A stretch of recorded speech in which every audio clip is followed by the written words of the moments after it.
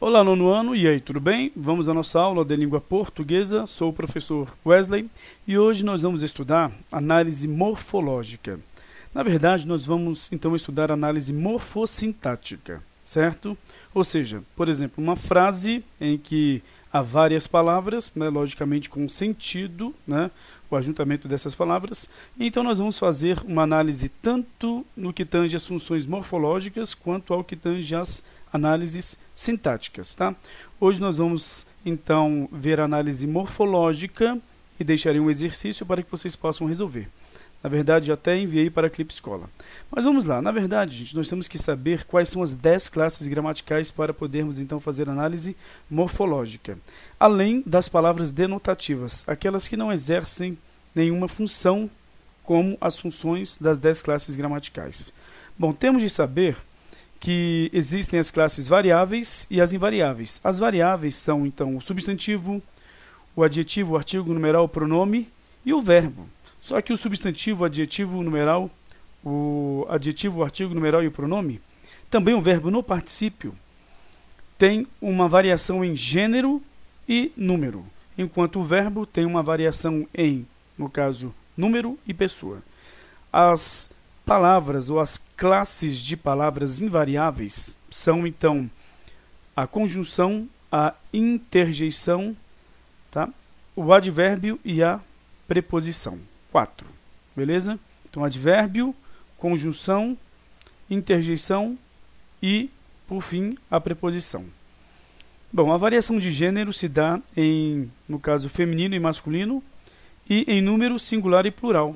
Em pessoa é primeira, a pessoa, no caso, que fala, primeira pessoa do discurso, segunda, a pessoa que, então, é a pessoa com quem a primeira pessoa fala, com quem se fala, e a terceira pessoa é de quem se fala, a primeira pessoa falando com a segunda sobre a terceira, certo? Ou seja, ela não está ali no diálogo. Bom, gente, mas então vamos lá, nós temos análise morfológica. Eu só vou falar o que nós vamos então ter de analisar. Eu não vou explicar o que é substantivo em si, Bem sucintamente eu posso até trabalhar isso. Por quê? Porque em si são todos os conhecimentos que vocês adquiriram até agora. Beleza? Então, eu só vou falar as subclasses, talvez ali a explicação mais simplória de cada, então, classe gramatical. Vamos começar aqui pelo substantivo. Então, ele serve para dar nomes, Essa função de nomear, dar nomes, é do substantivo, certo? O substantivo, então, dá nomes a substâncias, a seres, pessoas, a coisas, a ideias, a ações, a sentimentos, a qualidades, a processos e também a, no caso, animais, Vamos colocar aqui. Vamos colocar dessa forma aqui. Seres, animais, coisas e ideias, Como, por exemplo, ações, sentimentos, qualidades e processos. Bom, classificação do substantivo. Existem os comuns e próprios, aqueles que nomeiam um grupo, uma espécie, por um total. Por exemplo, você chama cachorro. Cachorro é um nome que pertence, então, a várias criaturas que têm a mesma semelhança, Ou seja, é um substantivo comum, que serve para vários de uma mesma espécie. Próprio são os substantivos que nomeiam pessoas de forma individual. Também, por exemplo, locais, Por exemplo, também nomes variados, como de órgãos públicos, ou nomes que vão, então, designar uma coisa específica, um ser específico, individualizadamente. Tá? Há também o substantivo concreto, é aquele que nomeia, então, seres que têm vida independente, ou seja, não dependem de outros seres para existir. E os substantivos abstratos são aqueles que nomeiam alguns sentimentos, algumas ações que só vão ocorrer se alguém fizer com que exista, ou seja, nomeia então essas ações, esses sentimentos que dependem de outros seres para existir. A lâmpada, a partir de que ela foi feita, ela não depende mais de ninguém para existir. Já o amor, o ódio, para existir, ou para existirem, dependem de alguém, que sinta, que faça com que então exista esse amor ou o ódio. Existe também o substantivo primitivo, tá? Tem aqui o coletivo, né? Aquele que nomeia a reunião de seres de uma mesma espécie, né? Por exemplo, abelha é um substantivo, então, comum, só que a reunião de várias abelhas, você vai ter o substantivo coletivo, que é enxame, certo? Bom, aí há também o substantivo simples, é aquele formado por um só elemento, uma só palavra, um só radical. O composto é aquele formado por mais de um radical. Os substantivos primitivos e derivados. O primitivo é aquele que não vem de uma outra palavra. Este substantivo é o que dá origem a outros nomes que têm a mesma carga semântica, ou seja, o mesmo sentido. Tá? Limão, então, é o substantivo primitivo, e limoeiro vem de limão, do substantivo primitivo. Aqui é o substantivo derivado. É aquele que vem de um, né, que é, então, o substantivo primitivo. Bom, vamos agora para o adjetivo, né? O adjetivo, ele pode, então, ser, vamos colocar assim, uma característica, ou ele é, na verdade, uma característica para o substantivo. Ou seja, é uma característica dada a alguém, a alguma coisa, a um animal, a uma árvore, ou o que seja. É uma característica, tá? Uma qualidade. Bom, por exemplo, o jogo criativo, Pokémon. Como é que é o jogo? Ele é criativo, olha só. Então, nós temos aqui uma característica. Agora vamos à classificação do adjetivo. O explicativo é aquele que exprime uma qualidade própria do ser. Aquela qualidade, na verdade, pertence àquele ser, e este ser, ele é identificado por esta qualidade, porque ele não tem uma qualidade contrária. Por exemplo, não existe neve quente, né? Neve é fria. Então, essa qualidade aqui, no caso, o adjetivo, é explicativo, certo? Leite branco, por exemplo, aqui. Ah, professor, mas tem leite que não seja branco. Estou falando do geral, estou falando daquilo que vem da natureza, tá? Então, realmente é uma qualidade intrínseca. Como assim? Que não existe um leite de uma outra cor, né? Não existe neve fria, tá? O sol está muito abrasador, sol quente. Existe sol frio? Olha, a ciência até diz que existe, mas nós estamos falando do sol aqui do nosso sistema em si, tá? Bom, então o sol sempre é quente, né? Você está falando do sol acima da gente, né? Ou, na verdade, na sua posição, não vamos discutir aqui questões ligadas à ciência. Então, existe o adjetivo explicativo e o adjetivo restritivo. O adjetivo restritivo é aquele que, então, serve para diferenciar um ser de outros ou diferenciar uma qualidade do ser que pode ter, por exemplo, uma outra vertente. Como assim? Pode ter uma outra ideia contrária, né, àquela apresentada. Por exemplo, existe manga, né, uma fruta verde, que nós falamos quando ela ainda não está pronta para comer em si, e existe a fruta madura. Então há aí o adjetivo restritivo, que restringe então esse ser. Como é que ele está? Essa fruta está verde, essa fruta está madura. Já não ocorre isso, por exemplo, com leite. Leite é branco, tá? Não ocorre com o sol, o sol é frio. Hoje ele está frio. Não, isso não existe, né? Beleza, então, o que temos? Então, temos na classificação adjetivos explicativos e restritivos. Agora temos a formação do adjetivo, tá? Na questão, no quesito formação, o adjetivo ele pode ser simples, ou seja, aquele formado por um só radical, uma só palavra, brasileiro, escuro, magro, ou composto, né? Então, formado por mais de um radical. Luso-brasileiro. E no adjetivo composto, o primeiro adjetivo sempre vai permanecer invariável, tá? Aqui pode ser homem luso-brasileiro, mulher luso-brasileira, homens luso-brasileiros ou mulher luso-brasileiras, mulheres luso-brasileiras, porque só o último adjetivo que concorda com o substantivo, tá? Existe também o adjetivo primitivo, que é aquele que não deriva de outros adjetivos, de outras palavras com a função de caracterização, e o adjetivo derivado, aquele que, então, deriva de outras palavras. Por exemplo, nós temos aqui bom e temos bondoso, o adjetivo derivado do adjetivo primitivo bom. Belo, temos belíssimo, tá? Magro, temos magrelo. magérrimo. O adjetivo pátrio é aquele que indica uma nacionalidade, tá? Por exemplo, então, nós temos um local que pode ser a cidade onde você nasceu, o estado ou o país, né? Então, a nacionalidade indica o país e a naturalidade o local, né, junto com o estado, né? Então, minha nacionalidade é brasileira e eu sou de Brasília, né? Na verdade, eu sou de Taguatinga, né? Mas vamos dizer assim, você quer usar a sua naturalidade, Brasília. E o adjetivo pátrio, ele também pode ser composto. E se for composto, segue o mesmo ritmo aqui, só que ele ainda vai ter, né, uma situação um pouco mais ainda estranha. Por exemplo, castanho escuro. O cabelo castanho escuro. Os cabelos castanho escuros. Ou então,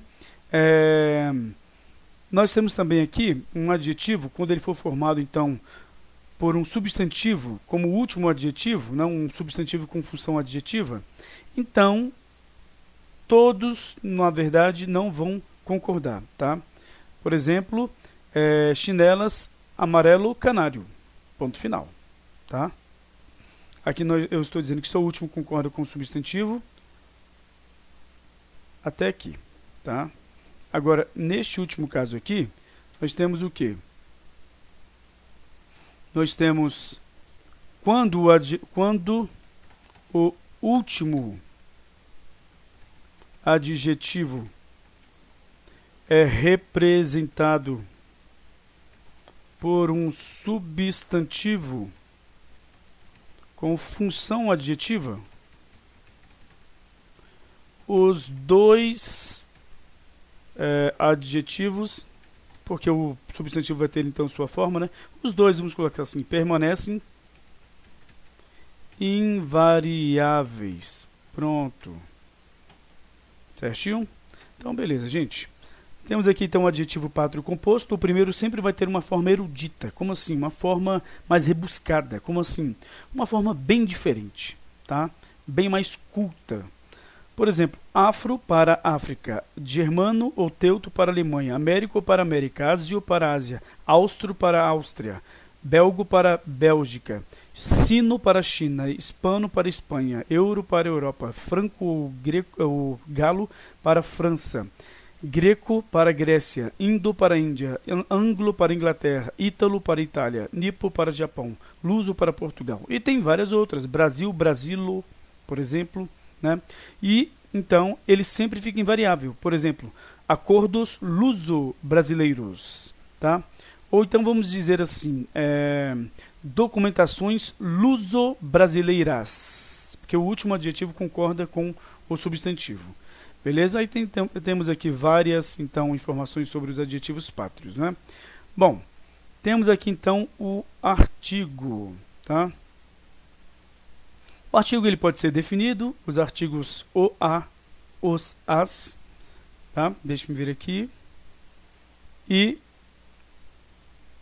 pode ter também os adjetivos indefinidos, uma, uns, umas, tá? Deve estar mais aqui acima. Tá aqui, o, as, o, a, os, as, uma, uns, umas, tá? Existe a combinação dos adjetivos, né, a contração e a fusão. A combinação é quando não se perde nenhuma, no caso, parte das duas palavras. Só vai existir isso, a preposição a junto com o artigo o, ao ou aos, no máximo, né? A contração é quando há perda de uma parte das palavras. Por exemplo, a preposição de mais o artigo a ou o. Por exemplo, de mais a, da, perde o e. De mais o, do, perde o e. Tá? Em mais no, fica no... por exemplo, aqui, ó, em mais o, na verdade, fica no ou nos, no caso, no plural, né? Ou na, nas, tá? Os artigos aqui com a preposição, beleza? A fusão é quando haverá a junção de dois as, ou a preposição com o artigo, aí forma, então, a crase. Então, essa forma aqui, ó, certo? Ou essa no plural, com acento grave, ao contrário do agudo. Tem dois as aqui. A primeira palavra, o termo regente e o termo regido, né? A segunda, a primeira pede, então, a preposição. Por exemplo, eu vou. Eu vou. Quem vai a algum lugar. A que lugar? A escola. Mas a língua portuguesa não aceita esse tipo de formação frásica, tá? Você tem de colocar assim: eu vou à escola. Dessa forma, tá? Então, o adjetivo tem a função de substantivador de classes, intensificador de substantivos, né? Existe também o artigo a preposição a, o pronome demonstrativo a, cuidado com isso, há diferenças, né?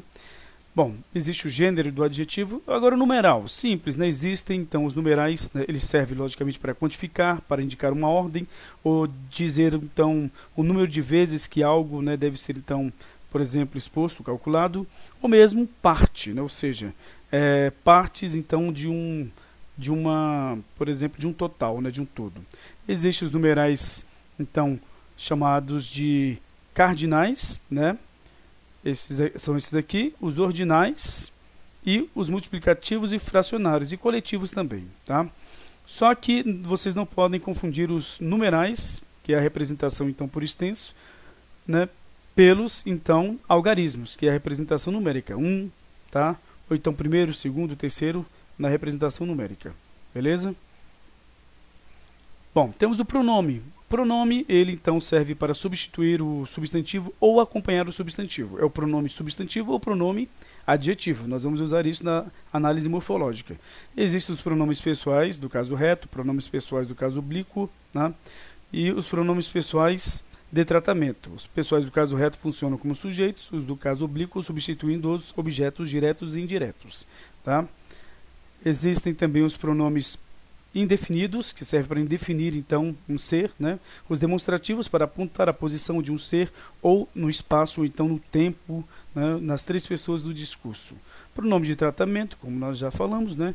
Que serve então para tratar as pessoas com certa formalidade, tá? Sempre referindo-se à terceira pessoa. Pronomes interrogativos, né? Servem então para vocês iniciarem uma pergunta. Pronomes possessivos, indicando posse. E o verbo, né? O verbo ele tem várias classificações, gente. Existe o verbo regular, o verbo irregular, o verbo anômalo, o verbo defectivo, que pode ser o impessoal, pessoal e unipessoal, tá?